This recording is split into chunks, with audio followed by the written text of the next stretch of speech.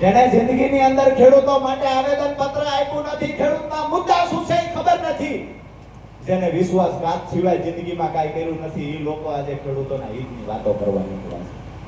દોસ્તો, મહત્વની વાત એ છે, પાર્ટીમાં જોડાવું ના જોડાવું આ તો ગૌણ વાત છે. અમારા ખેડૂતોનું હિત ઈચ્છવું, ખેડૂતો માટે સંગઠન બનાવવું, ખેડૂતો માટે લડવું, આ વિસ્તારના પણ પ્રશ્નો છે. આ પ્રશ્નોની પણ આગામી દિવસોમાં મજબૂતાઈથી બિન રાજકીય રીતે રજૂઆતો કરશું. હાથ એટલા માટે ઊંચો કરાયો છે કે જે લોકો જુએ છે એને ખબર પડવી જોઈએ કે સુરેન્દ્રનગરનો ખેડૂત પણ રાજુ કરપડાની ભેળો છે ને અમરેલીનો ખેડૂત પણ રાજુ કરપડાની ભેળો છે. દોસ્તો, વાત એ કરવા આવ્યા છીએ કે આપણા પ્રશ્નો ઘણા બધા છે.